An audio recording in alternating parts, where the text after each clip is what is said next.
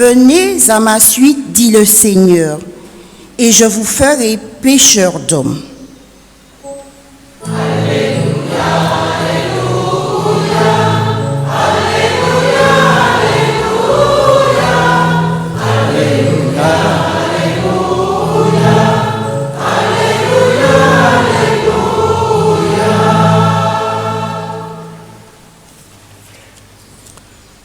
Le Seigneur soit avec vous. Et avec votre esprit. Évangile de Jésus-Christ selon saint Luc.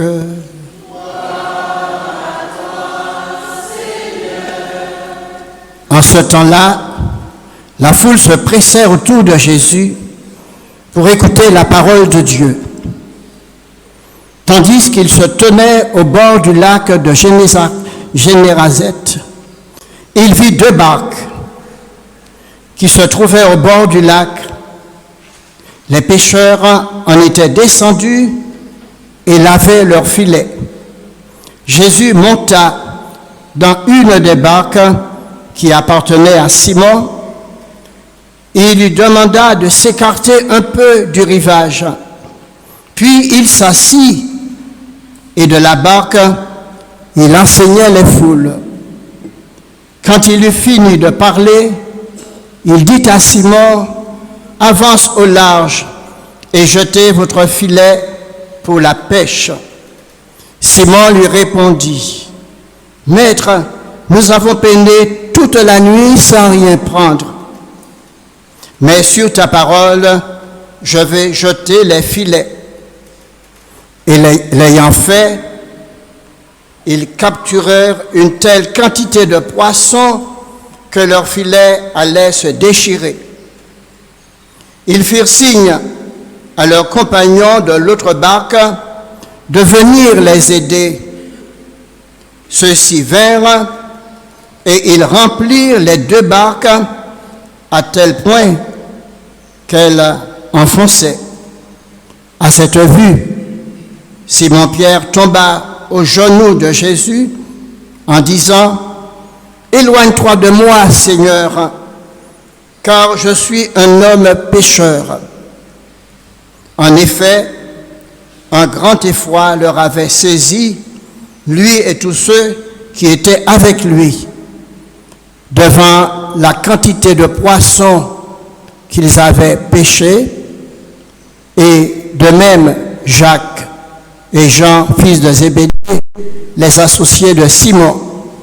Jésus dit à Simon, « Sois sans crainte, désormais ce sont des hommes que tu prendras. » Alors ils ramenèrent la barque au rivage et laissant tout, ils le suivirent.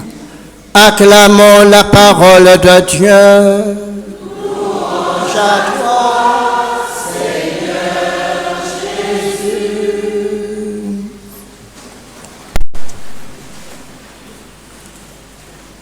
Frères et sœurs, dans notre vie, de tous ici rassemblés, il y a un jour où il s'est passé une réalité merveilleuse. Et je dis bien merveilleuse. Et que nous ne devrions pas oublier. Je vais parler du sacrement de baptême que nous avons tous reçu. Posons-nous 2 questions. Savons-nous la date de notre baptême? Savons-nous la connaissance de ce qui doit se passer dans notre vie de tous les jours, jusqu'au moment où nous aurons à quitter ce monde pour rejoindre définitivement le Seigneur? Nous avons tous été investis d'une mission, celle d'être des messagers de l'Évangile. Donc ce n'est pas uniquement le prêtre qui doit proclamer la parole de Dieu, mais également c'est tous les baptisés qui doivent prendre conscience de ce qui s'est passé dans leur vie et aller un peu partout pour annoncer le Christ aux autres. La deuxième lecture entendus nous interpellent à ce sujet. Venons à la lecture écrite par l'apôtre Paul, écrite par Paul lui-même, après nous avoir parlé de la résurrection du Christ, qui est une réalité essentielle pour notre foi. Pour l'apôtre Paul, nous affirme solennellement combien cet événement a été essentiel pour lui et aussi pour tous les êtres humains. Il ira jusqu'à énumérer certains de ceux qui étaient en vie lors de cette réalité, la résurrection du Christ, et combien cela a transformé également la vie entière de Pierre et de beaucoup d'autres, en particulier des 12 apôtres. Nous connaissons, frères et sœurs, la vie qu'a menée Paul pendant un certain temps. Sa rencontre avec le ressuscité a transformé totalement sa vie. Je me suis donné, dit-il, de la peine plus que tous les autres. À vrai dire, ce n'est pas moi, c'est la grâce de Dieu avec moi qui a totalement changé ma vie. Je répète, cette lecture, la deuxième que nous accueillons ce matin, nous raconte la vocation de 3 hommes. 3. Isaïe, un de l'Ancien Testament. Regardez un petit peu jusqu'où va la résurrection de Jésus. Ce n'est pas uniquement pour nous qui appartenons au Nouveau Testament, mais tous les êtres humains, voyez, doivent être transformés par la résurrection du Christ. La vocation donc de 3 hommes, je disais, Isaïe, l'Ancien Testament, Paul, un rabbin juif, Simon-Pierre, un pêcheur du lac de Tibériade.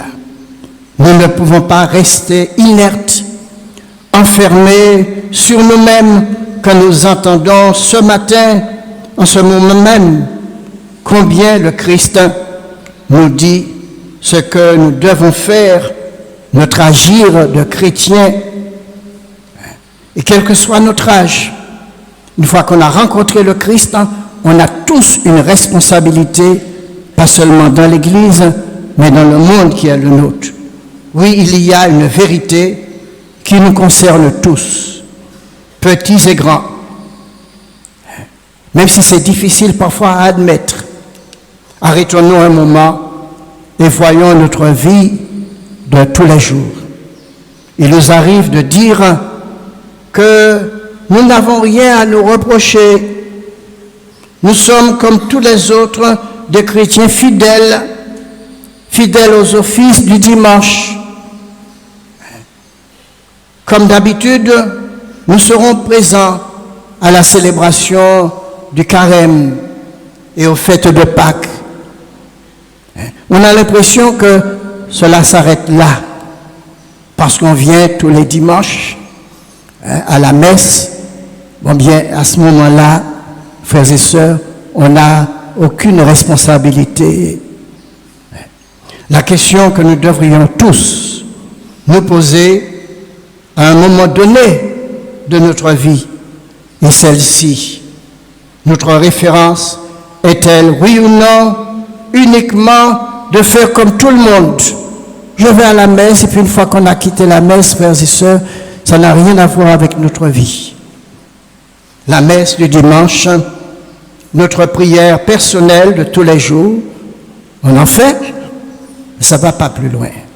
Nous sommes à ce moment-là très satisfaits de nous-mêmes, l'ayant reçu à la communion, frères et sœurs.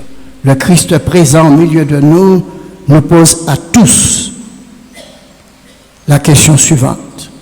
Quelle tâche, quelle mission Avons-nous, dans ce monde qui est le nôtre, et dans notre Église, voyez les premiers chrétiens jusqu'où ils ont été afin de se révéler aux autres. S'ils n'étaient pas révélés aux autres, et pour se donner entièrement, peut-être que nous ne serions pas ici, voyez, ce matin. Dieu ne cesse d'être présent au milieu de nous. C'est lui-même qui a créé le sacrement de l'Eucharistie. Quelle merveille! Nous trouvons dans l'évangile de Saint Jean les paroles suivantes. Je suis le pain vivant qui descend du ciel. Celui qui mange de ce pain vivra éternellement. Et le pain que je donnerai, c'est ma chair, c'est-à-dire ma personne. Ma personne, la personne du Christ que nous recevons. Quelle merveille dans notre Église. Ma chair donnée pour que le monde ait la vie. Auprès de votre époux, pour ceux qui sont mariés, époux, épouse, auprès de vos enfants. C'est tout cela que les textes du Concile Vatican II ne cessent de nous dire. Et le Concile Vatican II va insister que la famille est comme une petite église domestique. Qu'est-ce que ça veut dire, frères et sœurs? Ça veut dire que c'est le lieu où papa, maman, enfants trouvent du temps pour prier ensemble. Mais ça ne s'arrête pas là.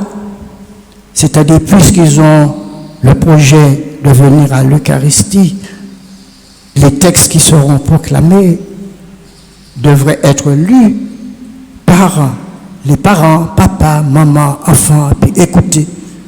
À ce moment-là, quand on vient à la messe, ce texte, voyez, a une autre connotation dans notre vie. Et puis il y a les autres lieux où nous avons à vivre notre foi, au travail, partout où il y a des êtres humains. C'est surtout une manière de vivre qui va refléter que le Christ est vivant. En terminant, je vous invite à lire, méditer un texte beaucoup et qui nous interpelle, que vous trouverez dans l'Épître de Saint Jacques, chapitre 2, verset 14 et suivant. Qu'est-ce que nous trouvons là dans ce texte? On dit ceci: la foi sans les actes, sans des œuvres, elle est morte. C'est-à-dire qu'elle n'existe pas. Dimanche dernier, nous avons entendu ce texte extraordinaire de l'apôtre Paul. Je vais vous indiquer le chemin par excellence. Jamais j'aurais beau parler toutes les langues des anges, si je n'ai pas la charité, s'il me manque l'amour. Mais l'amour, c'est pas un règlement sur nous-mêmes. L'amour, c'est aller vers les autres. S'il me manque l'amour, je ne suis rien. Je ne suis qu'un cuivre qui résonne. Alors, demandons au Seigneur de nous aider ce texte et surtout de mettre en pratique.